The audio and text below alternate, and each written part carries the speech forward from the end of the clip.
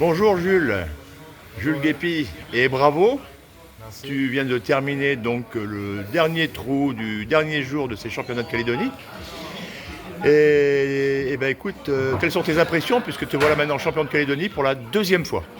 C'est ça, ben ouais, je suis très content d'avoir participé à ce tournoi-là. On ne savait pas si du coup on allait pouvoir le faire ce championnat cette année, avec tout ce qui s'est passé. Donc on est quand même content de l'avoir joué tous, je pense.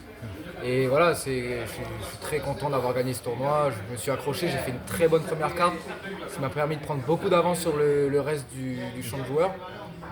Donc de là, après, ça m'a permis d'être en confiance et je me suis accroché là sur les 2 derniers jours pour pouvoir rendre 2 cartes potables et pour pouvoir soulever le titre là aujourd'hui et je suis très content. Aujourd'hui tu joues donc plus 3. Plus 3, ouais, À la sortie du 9 tu étais aussi à plus 3. c'est ça. C'est-à-dire que tu as fait que des parts après ou des bogeys, J'ai des fait des birdies? petits birdies, bogeys, voilà, c'était un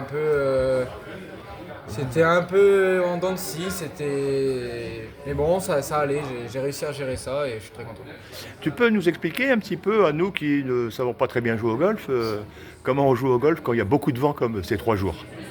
Là, je dirais que pendant ce tournoi-là, il y avait beaucoup de vent, c'était vraiment, vraiment dur. Donc, c'était plus dans la tête que ça se passait. Même s'il y a la technique qui rentre, il y a beaucoup de choses, il faut savoir pincer la balle, jouer très tendu. Il y a ce côté-là où il faut que dans la tête ce soit solide parce que le vent ça énerve, ça fatigue. Le terrain est sec, tu prends des kicks que tu veux pas, des fois ça va t'énerver. Donc tu as ce côté-là où il faut vraiment rester calme et c'est le plus important dans le vent, c'est toujours avoir ce côté-là où il faut souffler un coup, boire un coup et prendre son temps avant de jouer parce que ça peut aller très vite les erreurs. Tu veux dire que le vent peut rendre fou? Le vent peut rendre fou dans le sens où ça fatigue et ça énerve. Ça fatigue beaucoup parce que tu as tout le temps du bruit, tu as tout le temps du vent et à la longue c'est très fatigant. Donc. D'accord. Ta première victoire, c'était en 2019, tu avais 14 ans et quelques mois. C'est ça. Et donc là, nous sommes en 2024. Tu es en train de passer le bac là actuellement, hein, c'est ça? C'est ça, là j'ai fini mon bac cette année. D'accord. Alors, c'est quoi ton avenir là? J'aimerais bien partir en Australie pour pouvoir faire une école d'anglais et suite à ça faire des compétitions en Australie. Parce que c'est sûr qu'ici au niveau du golf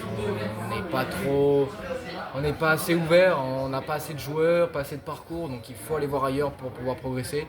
Donc voilà, mon objectif est de partir soit en Australie, aux États-Unis. J'ai pas encore de projet fixe, mais je sais qu'il faut partir pour réussir, comme Hugo Koch par exemple, qui lui fait des très bons résultats depuis qu'il est parti parce qu'il joue sur les bons parcours, il y a du niveau, donc tu es obligé de suivre la cadence et au bout d'un moment ça devient instinctif de faire des bons résultats. Donc ça fait rêver de voir un copain qui est parti, donc forcément voilà, ça donne envie de partir et de faire une carrière pro et de tout péter quoi.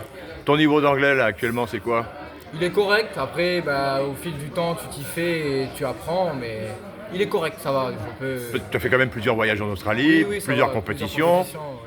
Donc ça D'accord. va.